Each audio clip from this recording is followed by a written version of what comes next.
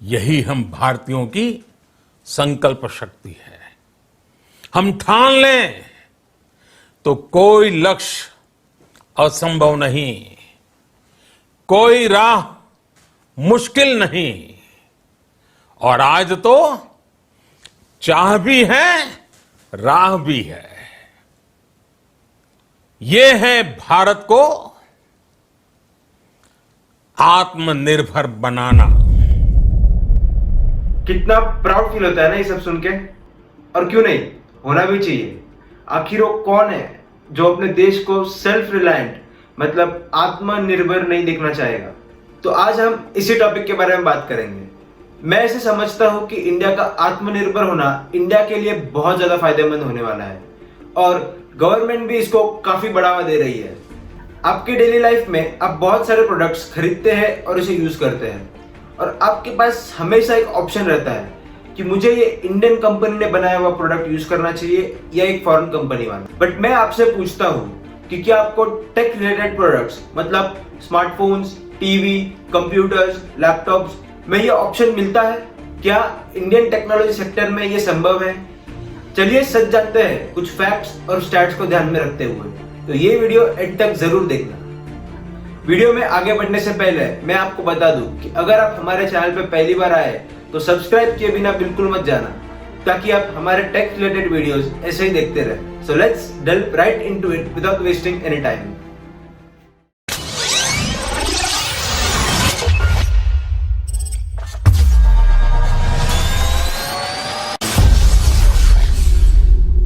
तो दोस्तों, आज के अपने डिस्कशन की शुरुआत करते हैं सबसे ज्यादा पॉपुलर और सबसे ज्यादा रेवेन्यू क्रिएट करने वाले डिवाइस से, जो कि है मोबाइल फोन्स।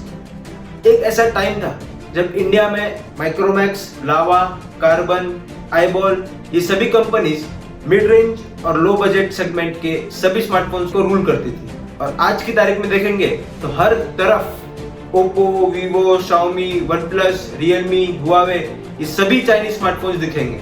चाइना के पास बहुत सारा स्किल्ड और सस्ता लेबर है, जिसका फायदा उठा के उन्होंने पूरे दुनिया के हर एक मार्केट में अपने सस्ते फोन निकाल के पूरे मार्केट को काबू कर लिया है। इंडियन स्मार्टफोन मैन्युफैक्चरर्स के पास सेम टेक्नोलॉजी वाला फोन चाइना जितना सस्ता बेचने की क्षमता नहीं थी, जिसके वजह से आज एक भी इंडियन कंपनी इंडिया में स्मार्टफोन नहीं बना रही। जियो के लॉन्च के टाइम रिलायंस ने अपना खुद का ब्रांड लाइफ इंडियन मार्केट्स में लॉन्च किया था, बट उसे भी कुछ ज्यादा सक्सेस नहीं मिला। आज भी माइक्रोमैक्स, लावा, आईबॉल फोन्स बनाती है, बट वो सिंपल से बटन वाले फीचर फोन रहते हैं जिसमें आप ज्यादा कुछ नहीं कर सकते। हाँ, मैं जानता हूँ कि मेक इन इंडिया प्रोजेक्ट की वजह से बहुत सारे विदेशी कंपनी जैसे एप्पल, सैमसंग, वनप्लस इंडिया में अपने मैन्युफैक्चरिंग प्लांट डाल रही है, बट उसमें ज्यादातर इस्तेमाल होने वाले पार्ट्स जैसे कि कैमरास, प्रोसेसर, बैटरीज ये सभी आज भी बाहर से इंपोर्ट हो रहे हैं और कुछ केसेस में तो सिर्फ असेंबली इंडिया में हो रही है। सो मोबाइल फोन्स के मामले में इंडिया को आत्मनिर्भर होना बहुत ज्यादा मुश्किल है और होना भी चाहे तो बहुत ज्यादा वक्त लगेगा। चलिए अभी बात करते हैं दूसरे इंपॉर्टेंट डिवाइस की, जो है लैपटॉप्स और कंप्यूटर्स। इंडिया में बहुत सारे कंपनीज जैसे कि Apple, Dell, HP, Lenovo, Acer, Asus अपने लैपटॉप्स और कंप्यूटर्स बेचते हैं। बट क्या आपको लगता है इनमें से एक भी कंपनी इंडियन है? जी, अगर आपको लगता है तो आप बिल्कुल गलत है, बिकॉज ये सारे के सारे कंपनीज विदेशी है। और मुझे ये कहते हुए बहुत दुख होता है कि इंडिया में आज की तारीख में एक भी कंपनी लैपटॉप्स और कंप्यूटर्स नहीं बनाती। कुछ साल पहले तक हिंदुस्तान कंप्यूटर्स लिमिटेड मतलब HCL इंडिया में अच्छे खासे लैपटॉप्स और कंप्यूटर्स बनाती थी, बट अभी उन्होंने भी बनाना छोड़ दिया है। सो अभी कंप्यूटर्स और लैपटॉप्स के मामले में इंडिया को बाकी विदेशी कंपनी पे पूरी तरह निर्भर रहना पड़ता है। मुझे उम्मीद है कि आगे चल के इस क्षेत्र में कोई इंडियन कंपनी आए।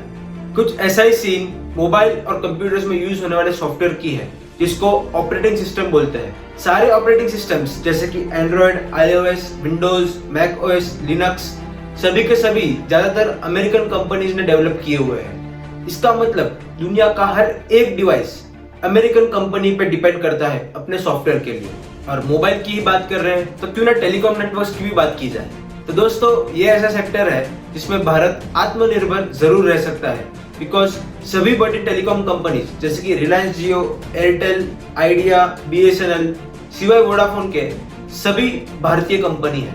दोस्तों, ना तो सिर्फ कंप्यूटर्स और मोबाइल्स बट टीवी के मामले में भी इंडिया का कुछ ऐसा ही सीन है। ओनिडा, बीपीएल, वीडियोकॉन, इन सभी ब्रांड्स का एक जमाने में इंडियन मार्केट में बहुत ज्यादा होल्ड था। अगर आपके या आपके मम्मी पापा के घर में एक बड़ा सा डब्बा टीवी था तो इसके बहुत ज्यादा चांसेस है कि वो इन्हीं कोई ब्रांड में से एक ब्रांड था। बट आज इंडियन टीवी मार्केट 90% से ज्यादा बाहर की कंपनीज जैसे कि सोनी, सैमसंग, एलजी, शाओमी के ऊपर डिपेंड करता है। तो ये बन जाता है एक और इम्पोर्टेंट सेगमेंट जहां इंडिया को आत्मनिर्भर होने में बहुत ज्यादा टाइम लगेगा और बहुत ज्यादा मेहनत करनी पड़ेगी। वैसे देखा जाए तो अपना टोनी टीवी भी बहुत अच्छा इंडियन ब्रांड है। अरे बाप रे, गोडाउन में तो चनिया चोली के बॉक्स पड़े हैं। इन्होंने देख लिया तो मेरी तो टोनी टीवी की एजेंसी चली जाएगी। Hello hello mister Jethalal. बाकी कंज्यूमर इलेक्ट्रॉनिक्स जैसे कि air conditioner, fridge, washing machine को देखा जाए तो इनका भी कुछ बहुत ज्यादा अच्छा हाल नहीं है। इंडियन कंपनीज जैसे कि Godrej, Voltas, Lloyd, Blue Star, IFB, इन सभी कंपनीज का एसी मैन्युफैक्चरिंग में काफी अच्छा नाम है। बट वॉशिंग मशीन और फ्रिज में आज भी Samsung, LG, Haier, Bosch, Whirlpool जैसी कंपनीज ही लीड कर रहे हैं। नेक्स्ट दोस्तों, अगर हम बात करें आजकल सभी लोग यूज करने वाले सोशल मीडिया नेटवर्क्स जैसे कि WhatsApp, Facebook, Instagram, Twitter, YouTube, TikTok, तो ये सभी के सभी एक फॉरेन कंपनी ने डेवलप किए हुए एप्स हैं। इंडियन सोशल मीडिया प्लेटफॉर्म से बस एक हाइप थोड़ा बहुत पॉपुलर हुआ था बट वो भी सिर्फ टीनेजर्स में। और कुछ ई कॉमर्स सर्विसेज की बात करें तो इंडिया में ऑनलाइन शॉपिंग के लिए अमेजोन और फ्लिपकार्ट जैसे बड़े बड़े प्लेयर्स ही रूल कर रहे हैं।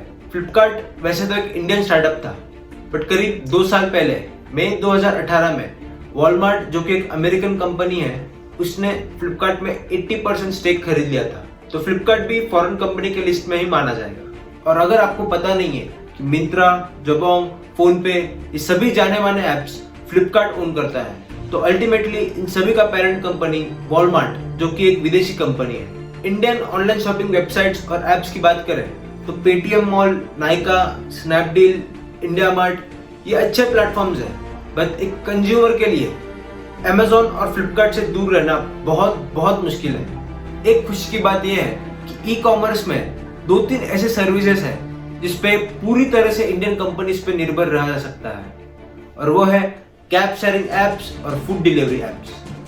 आज की तारीख में एक इंडियन स्टार्टअप ओला का इंडिया में ऑलमोस्ट 50% मार्केट शेयर है और ओला अपने कॉम्पिटिटर उबर को सिर्फ इंडिया में नहीं बट इंडिया के बाहर बहुत सारे देशों पे जैसे कि ऑस्ट्रेलिया, न्यूजीलैंड, यूके और भी बहुत सारे देशों में कम्पीट कर रहा है जो कि एक बहुत ही गर्व महसूस होने वाली बात है। और दूसरा, ऑनलाइन फूड डिलीवरी सर्विसेज में जोमेटो और स्विगी दोनों ही मार्केट को रूल कर रहे हैं और ये बहुत अच्छी बात है कि दोनों ही इंडियन स्टार्टअप्स हैं। अमेरिकन कंपनी उबर ईट्स जो कि इस फील्ड में बहुत इंपॉर्टेंट प्लेयर था उसे भी अभी जनवरी 2020 में जोमेटो ने एक्वायर कर लिया। तो अभी ये डिपार्टमेंट पूरा का पूरा इंडियन कंपनीज द्वारा डोमिनेट किया जा रहा है। एक और इंडस्ट्री जो आज की तारीख में बहुत ज्यादा तेजी से बढ़ रही है और वो है वीडियो स्ट्रीमिंग प्लेटफॉर्म्स जैसे कि नेटफ्लिक्स, अमेजॉन प्राइम और हॉटस्टार। जैसा कि आपको मालूम होगा कि Netflix, Amazon prime, Apple TV plus, Disney plus ये सभी कंपनीज विदेशी है और Z5, हॉटस्टार, बूट, जियो सिनेमा ये सभी इंडियन एप्लीकेशन है। मुझे ये लगता है कि अभी ये टाइम में इन विदेशी कंपनियों से दूर रहना थोड़ा मुश्किल है बट मुझे पक्का यकीन है कि आगे जाके इसमें बहुत ज्यादा सुधारना होने वाली है। आप में से कई लोग ये सोच रहे होंगे कि टेक महिंद्रा, इन्फोसिस, TCS ये सभी बड़े बड़े टेक कंपनीज भी तो इंडियन है तो मैंने इनके बारे में क्यों कुछ नहीं बताया। हाँ, ये टेक कंपनीज इंडियन जरूर है और ये बहुत सारे सर्विसेज एक्सपोर्ट भी करती है बट ये कंपनीज तुम्हारे और मेरे जैसे डायरेक्ट कंज्यूमर के लिए काम नहीं करती। ये सभी कंपनी दूसरे कंपनी के लिए सॉफ्टवेयर डेवलप करके उनको सर्विस प्रोवाइड करती है। इसीलिए इन कंपनियों को हम लोग कंज्यूमर लेवल पे लेना या न लेना ये डिसाइड नहीं कर सकते।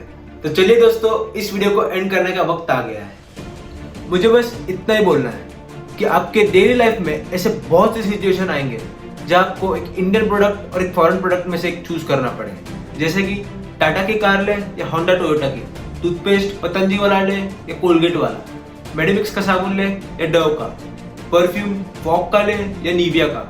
इन सभी चीजों के लिए आपके पास ढेर सारे ऑप्शंस है बट कुछ चीजें जो मैंने पहले एक्सप्लेन की है, उन चीजों के लिए इंडिया आज आत्मनिर्भर होने के लिए रेडी नहीं है। बट मुझे ये यकीन है कि एक दिन ऐसा जरूर आएगा जब वो सभी चीजें जो आज इंडिया में नहीं बन रहे, एक दिन जरूर बनेगी। इंडिया के पास बहुत ज्यादा पोटेंशियल, मैन पावर और टैलेंट है, और आधुनिक इंफ्रास्ट्रक्चर की मदद से मुझे विश्वास है कि इंडिया आत्मनिर्भर जरूर बनेगा। सो थैंक यू ये वीडियो एंड तक देखने के लिए। वीडियो अच्छा लगा तो लाइक और शेयर जरूर करना, और चैनल को सब्सक्राइब करना बिल्कुल मत भूलना। मेरा नाम है श्रेनिक, आप देख रहे थे टेक्निक। मिलते हैं अगले वीडियो में। जय हिंद।